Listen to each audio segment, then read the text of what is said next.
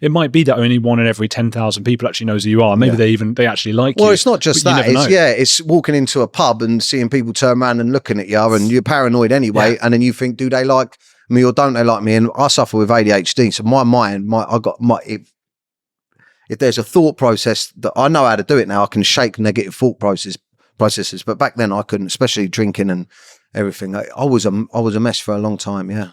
Is there something of a relief now in realizing sometime after the initial cancellation that you can actually survive outside of that mainstream media?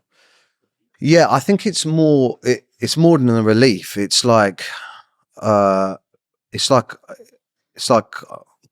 it's my whole identity now, being free of mainstream media.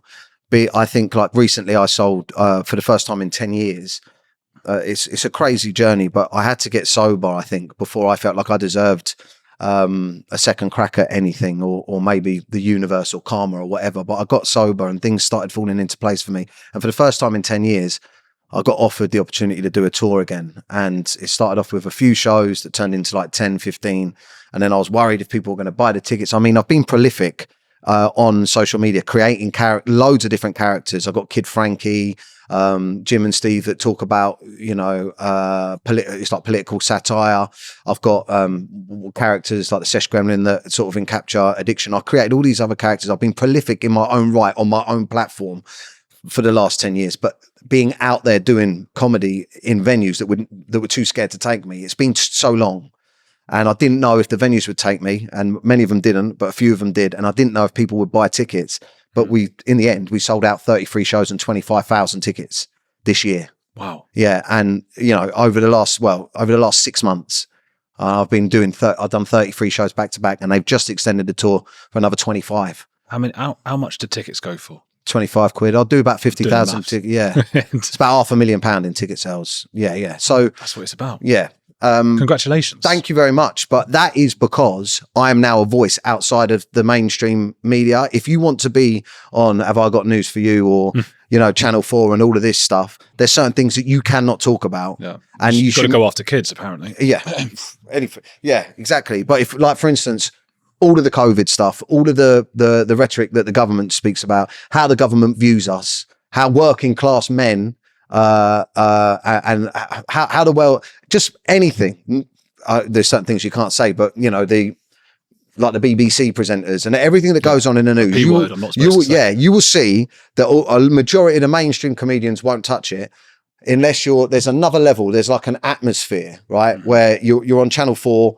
You're doing bits on TV shows and that you can't say nothing too controversial on your social media. Once you break through the atmosphere and you become like a Netflix comedian, like a Ricky Gervais or a Jimmy Carr, you can say whatever you want because you're making millions and millions and millions of pounds. You're selling out stadium tours. Once you're doing stadium tours, you can go on TV and say what you want because you're too big to cancel. Yeah. But underneath, you're managed by almost the commissioners.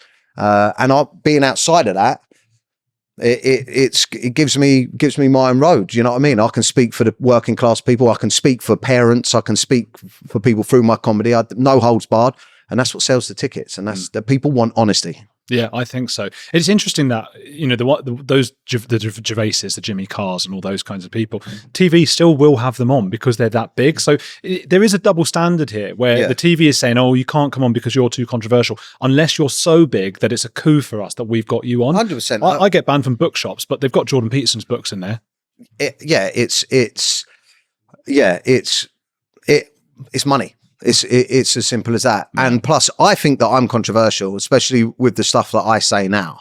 I think I'm controversial, but I would never do a rap joke. No. I never have. Well, there was that one, wasn't it? No, but it wasn't a joke. Yeah. I was on there talking about why I was pissed off because I've been branded. I've never sat down and gone, because I write comedy, right? I write jokes. I write comedy characters. My tour is filled full of anecdotes and stuff that I've written. That's not my way of thinking. I wouldn't. You were joking when you were saying she was gagging. Yeah, of course. But what I mean is that was a response to what was going on. It was almost like audience interaction. Yeah, it wasn't written. I've never written it. But Ricky Gervais, or even worse still, Jimmy Carr, will write them, and they're on there, And the same people that will review their tours and shows and promote them are the same people that condemn me. It's mad. I think you should be able to joke about absolutely anything as long as there's no intentional malice in it, and the context is obviously a joke.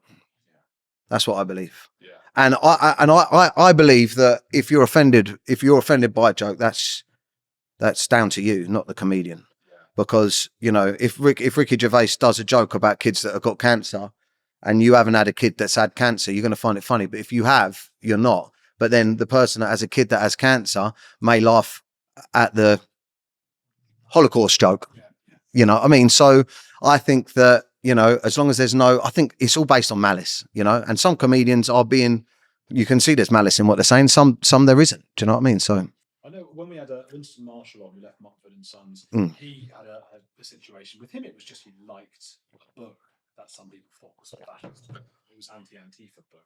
He clicked like, and that was it for him. Out the band and everything. But he also apologised very early on, and now massively regrets. Oh, it's the worst thing you can do. Oh my God, it's the worst thing you can do. By apologising, you alienate and reject your fans or followers or people that supported you in the first place, that saw there was no malice in it. You know what I mean? Yeah, I could not see a way out of this turmoil. The constant abuse from both the media and people on social media. I couldn't see a way out of it. It got to the point where I was like 4 months in, I was like, fucking, how long is this going to go on for? Like, is that it? What do they want me to kill myself? They did. I think they do want that. Yeah. I know that's harsh. I think that's when there's a pile-on like that. Yeah. I think they want that. Yeah. I mean, I couldn't think of anything else. I mean, I even get it now. Are you still around? As opposed to what? Do you know what I mean? I get that from journalists. Oh, you're still around. As opposed to what, mate? Well, it doesn't necessarily mean. I know it doesn't. Are you still famous? Are you still doing your comedy? Yeah, I know it doesn't. But in my mind, because I came so close to taking my own life, it you know, and you look at what happened to other, you know, celebrities and people. But anyway, by apologising, everyone that was backing me or everyone that was out there that knew that it was a character and all them, if you think about it, 60,000 people signed a petition to get my TV show cancelled. At the time, I had 5.6 million followers. That's mad. They say that one of the worst things that can happen to people. Will Storrs, a guest who came on, he wrote something called The Status Game, and he said the fastest route to wanting to end your own life is going from a high status position very quickly dropping to low status, and that's what happened to you. Yeah, and that's how addiction. I think that's how addiction is formed when you're trapped inside your own skin, when you're trapped inside a body and you're someone that you don't want to be. Yeah. You're trying to escape that.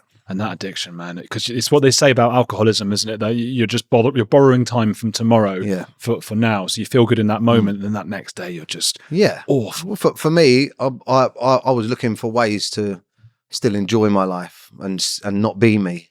And when I was out of me nut, then I was like, that's all. The feeling of being out of my nut was better than the feeling of being just myself, and that escalated for a good 10 years.